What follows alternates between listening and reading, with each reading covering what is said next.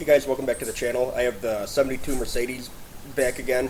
Customer's going to pick it up tomorrow, so we're just going to give it a wash, clay bar, and wax today. We're going to be using the 2-bucket method and power washing it to get all the debris and stuff off of it because it's been sitting for almost 3 years in the driveway.